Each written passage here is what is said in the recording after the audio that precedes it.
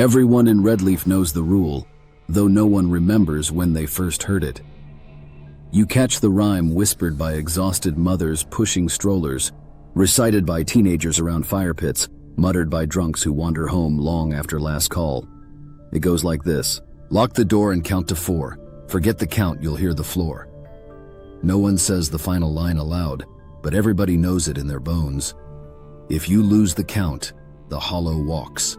The rhyme feels childish, until the night you forget. I used to think it was harmless folklore meant to scare kids into mindfulness. Then I missed a beat, and the Hollow Man stepped into my life. I arrived in Redleaf armed with a master's degree, student loan debt, and a head full of skepticism. The town needed an 11th grade English teacher. I needed a job. My realtor gave me a pamphlet titled 4 Things Every Resident Should Know. Number 1 was the rhyme. Number 2 was the annual Apple Festival. Number 3, the volunteer fire department's spaghetti supper. Number 4 was a crisis hotline list, in case you see something you can't explain. I laughed and tossed the pamphlet into an unpacked box. For 3 months, I treated the rule like a bedtime joke. Each night I'd lock the door, stand in the hallway, and count 1, 2, 3, 4, clapping with exaggerated flair the way my students clapped at pep rallies. Nothing happened. Until parent-teacher night ran late and there were celebratory beers afterward. I stumbled home a little past 1 a.m., boots soaked and brain buzzing, and collapsed into bed without counting at all. Sometime after 2 a.m., the house shifted.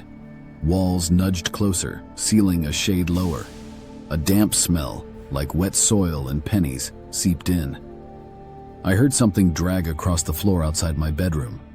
A heavy, deliberate scrape followed by measured breathing. My body locked, sleep paralysis pinning me to the mattress.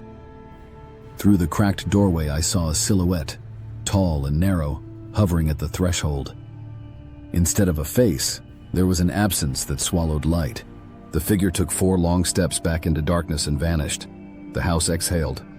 I sat up, heart-battering ribs. My phone read 2:14 a.m., the exact minute I later learned most Hollow Man sightings occur. At dawn, I convinced myself it was alcohol-fueled hallucination, but curiosity overrode doubt.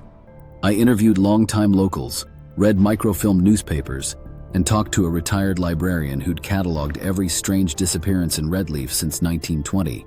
Patterns emerged. 1927, 6 children vanished. A gaunt man was blamed. 1951. The rhyme first appeared spray-painted inside the elementary gym after a break-in. Principal found claw marks on the floor. 1973. 2 hunters never returned.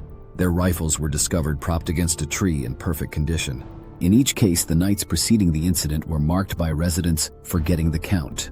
Lock every exterior door. Stand in the hallway nearest your bedroom. Count aloud.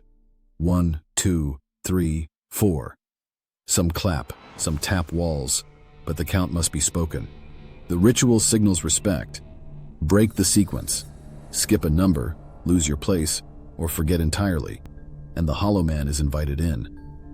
He begins as a breath behind crown molding, a shadow where none belongs.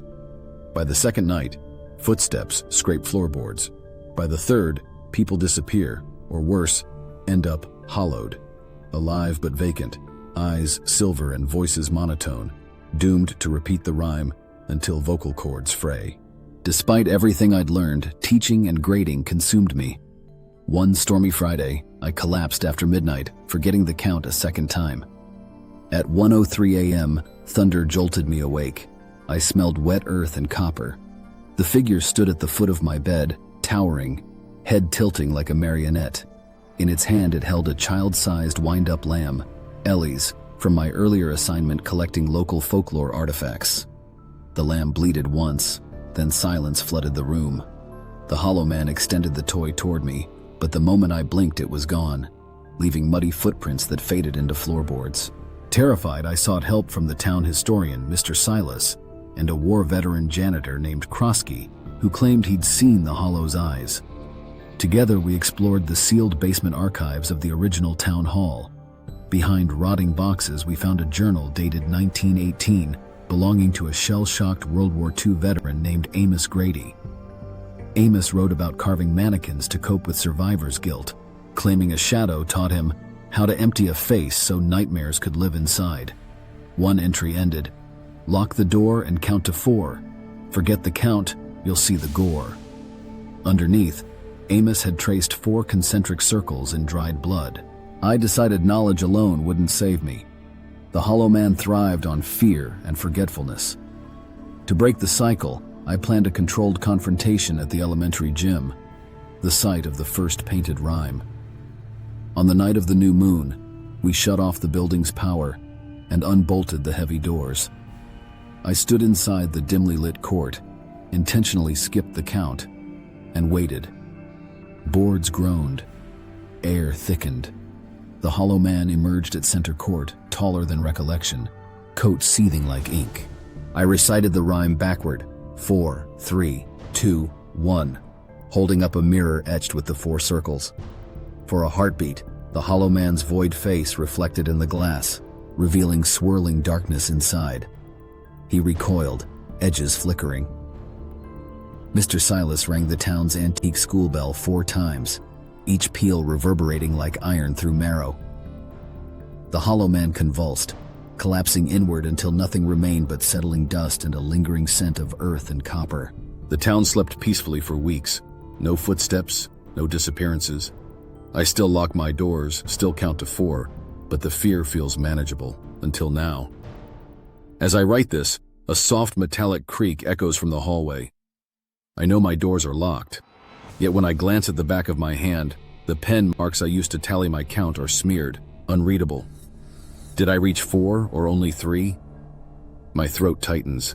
In the hush between breaths, I hear a drag, pause, inhale, exhale. I drop the pen and start over. 1, 2, 3, 4. The floorboard's quiet. For tonight the rule holds, but memory is fragile, and the Hollow Man is patient.